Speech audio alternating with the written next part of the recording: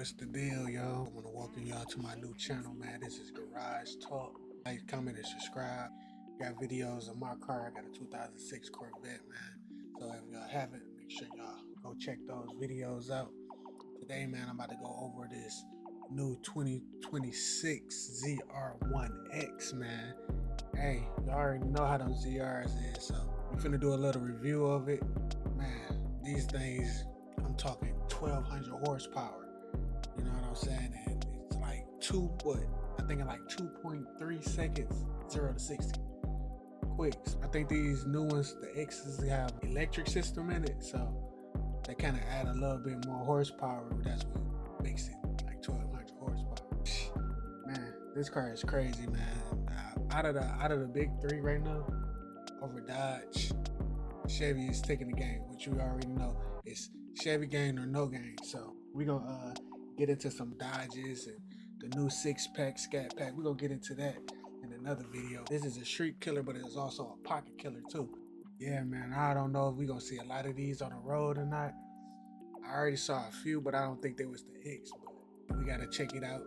ZR1X, and it's absolutely ridiculous. It makes 1250 horsepower, does 0 to 60 in under 2 seconds, and I really want one.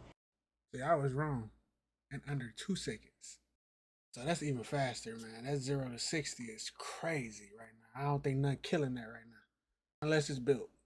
And it has a mode I have to show you. It's super cool. Like a Formula One car or a McLaren P1, we have a push to pass button. So if we're in track mode, it disables the cruise control. So if we're flooring it, you click up on the cruise control and you get that full 1250 horsepower thanks to that electric motor at the front. As if the ZR1 wasn't fast enough, we had the... See, that's what I was saying. They got that new electric motor. And that's crazy, though, that they trying to...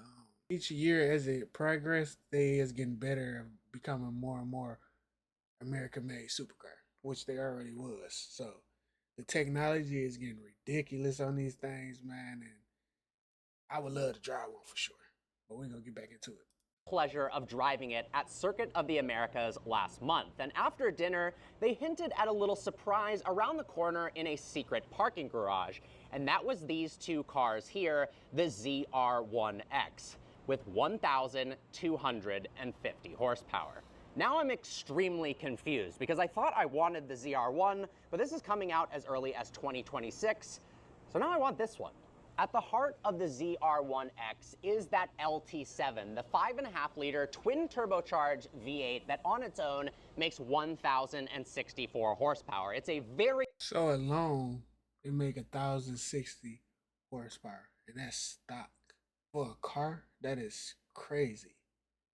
My Corvette, it don't go that fast. It's an 06 though. I got a C6. But looking at this, beefed up, revised version of the LT6 with forged pistons and connecting rods to handle up to 24 pounds of boost from the largest production twin turbos on any road car. But of course, 1,064 isn't enough, so they've added the electric drive unit, an electric motor on the front axle from the E-Ray that normally makes 160 horsepower, but they've beefed that up again for 186 additional horsepower, leading to that combined total output of 1,250.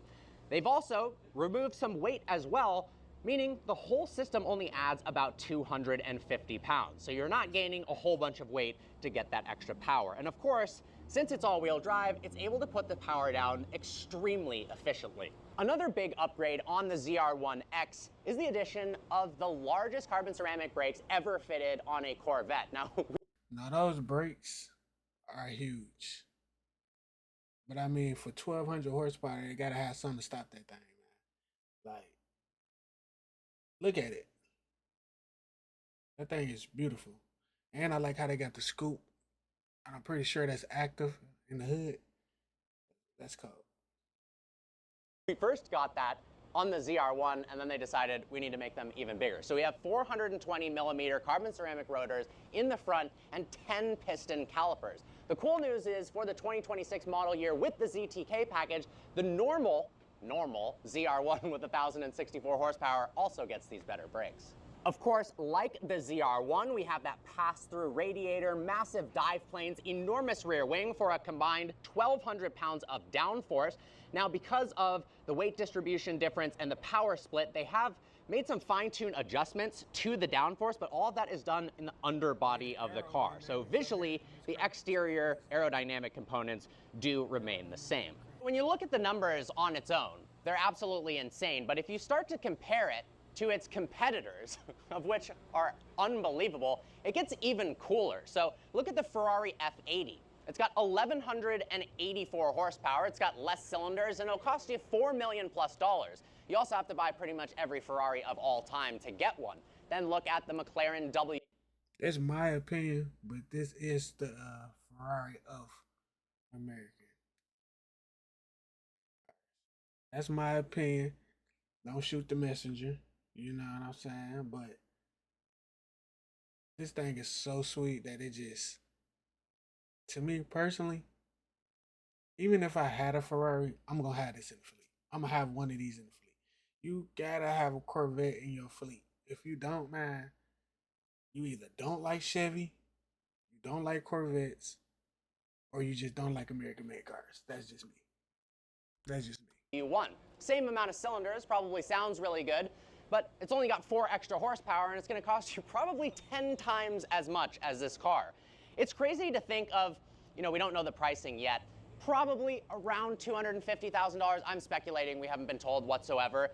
But to think of the performance you can get for a $250,000 car is unbelievable. And I'm wondering if people are going to start realizing that hypercars are just too expensive. Just because there's a bunch of people with endless money doesn't necessarily mean that every car needs to be $3, $4, $5 million. This thing is absolutely ridiculous. Self-proclaimed America's hyper. Now the prices is ridiculous because I think starting off these are like 180, and I think I'm on the low end side, on the low balling side of it. But I'm thinking that these start off at like 180, you know, and a lot of people that, in all honestly, when they got that type of money, they not really gonna go for a Corvette. They could take that money and put a couple more dollars with it, and not even that, but they could get a McLaren easy. So I feel like you really gotta be car guy, Chevy guy, order to get this car. But I mean, for the horsepower, for the look of this car, we haven't even seen the inside of it yet. The aerodynamics are ridiculous. The brakes, they are huge. So man, for that horsepower, the speed, which I think top speed is like 233, which is insane. Man, I would definitely need one of these in my fleet. But to the guys that got Lamborghinis and McLarens and stuff like that, well, I ain't even gonna say McLarens because I feel like this is smoke a McLaren. Easy. I feel like this is smoke a McLaren. Let me know. Comment in the comment section below. Let me know if you think this will win a 720S or you think the ZR1X. Who you putting your money on? Comment below and let me know. Hypercar, and the performance is going to be out of this world. I can't wait to get behind the wheel of this one day. I drove the ZR1 and didn't think it could get any better, but apparently it can. How cool is this? So I originally popped the trunk on the convertible ZR1X and realized that I most likely couldn't see the engine, so I walked over to the coupe.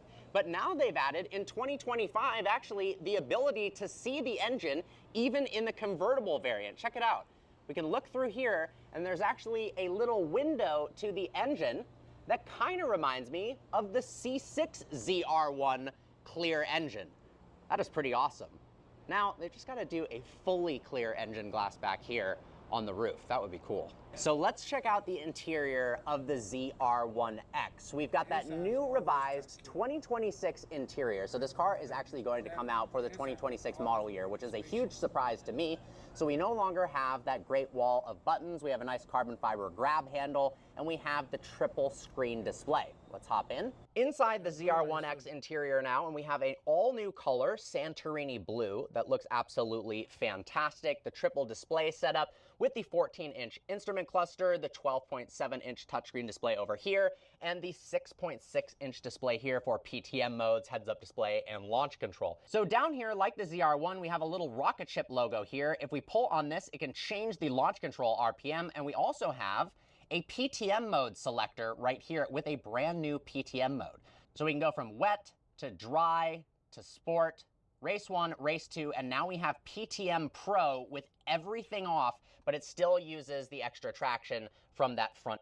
And what can I can't say about Corvettes too. They are very it took them a long time to get out of the round like my C6, right? That look of the inside of the car drug on until anywhere from 2000. It drug from 2006 to I want to say maybe 12, 13. Actually, let's look it up. What year? Yeah, so from 2005 to 2013. Now, even the 2013 ones, it changed up from then until C7s came out, right? No, C8s. C8s, that's when they had the center console with the buttons and it still got the same concept. But they took the buttons off. But it still got that spaceship vibe. So one thing about Corvettes is when they get something, they stick to it for a long time. But this inside this Corvette or these newer Corvettes are insane, man. I take this over mine any day. The insides are crazy.